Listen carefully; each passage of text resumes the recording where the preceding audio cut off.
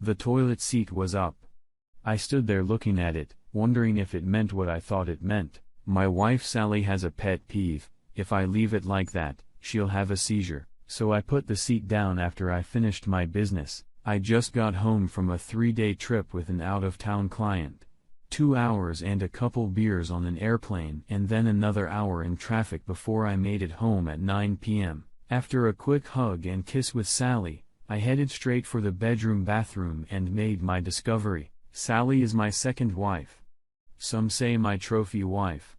She is a beauty, 5 foot 2 inches tall and built like a Playboy model. She is 20 years younger than my 48 and is a very cheerful, friendly person. I divorced my first wife because I discovered that she was cheating on me, and I guess my history even now makes me naturally suspicious. Also, being a lawyer allows me to see some of the nastiest sides of people.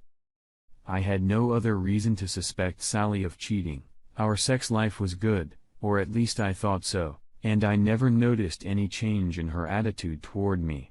But as I said, being a lawyer, my firm is big, and I'm the managing partner, which means I make a lot of money, so Sally doesn't need to work. She just needs to be pretty for me. We do all kinds of legal work with each partner specializing in a certain area, so I went to chat with our guy who handles domestic issues, including divorce. Having been burned once, I once had him draw up a prenuptial agreement with ironclad bonds. Yeah. I was pretty well protected. He agreed that if we could prove infidelity, she was gone. I really love this girl, but I'm not about to become a cuckold in my own home, so we set the mechanism in motion. We hire a private firm to do all sorts of investigations from insurance fraud to adultery. And a few days later, a report comes in that Sally met a young man for lunch and they drove her car to a local motel for a few hours. Detectives were unable to identify the man or observe what went on in the motel room. A few days later, there was a repeat performance at a different restaurant and motel. The following week, I had to stop by for 2 days to see a client from out of town. It was reported that a young man came to my house about an hour after I left and stayed the night. This time, they got his car registration ID. Turns out this guy was her high school sweetheart. I guess she never really grew up.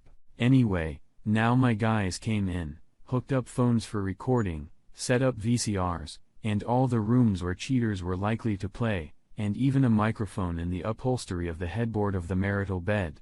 2 weeks later, I left town for another 2-day trip.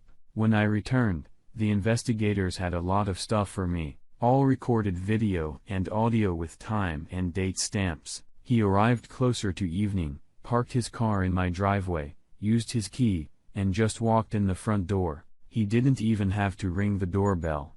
She gave him the key. She met him in the hallway, dressed in a garter belt, thigh-length stockings, and high-heeled shoes. Nothing else. She was gorgeous and sexy and so desirable. That's why I'd married her, but now it was for something else. She threw herself into his arms, wrapped her arms around his neck and kissed him. Her body pressed against him, his hands around her ass, and they stood like that for a few minutes, just tasting each other. Now I knew why she was so good in bed with me. That was until they decided to take a break. While she poured a martini, he finished undressing and they sat down, naked, drinking, and discussing their plans. They wanted to elope together, but they had no money. I had given her some valuable jewelry worth over $1 million, but it was in our bank safe, and she couldn't access it without me. I, on the other hand, could get to the safe without her. Sally said, "I know how we can get a lot of money from my husband." "How?" "By kidnapping me." "What?" "I mean, pretend." "How?" "We're going to be going to a big wedding in a few weeks. He's gonna want me dressed to the hilt with all my jewelry. He likes to show me off. During the wedding reception, I'll disappear with all my jewelry. I'll get on a plane and be in Rio de Janeiro by morning. In the meantime, you'll leave a ransom note demanding $5 million for my safe return. After you get the money, you can join me in Rio." Dumb shit bought the idea, and they went back to having sex. He took her in all sorts of positions that never occurred to me, let alone perform them. On the stairs and later in the bedroom, the sounds she made were amazing. Yes. Yes. Take me, I love you. More. Make me your baby. This guy was acting like I never knew how to, but that was no excuse for her behavior, and I was determined to make them pay for it.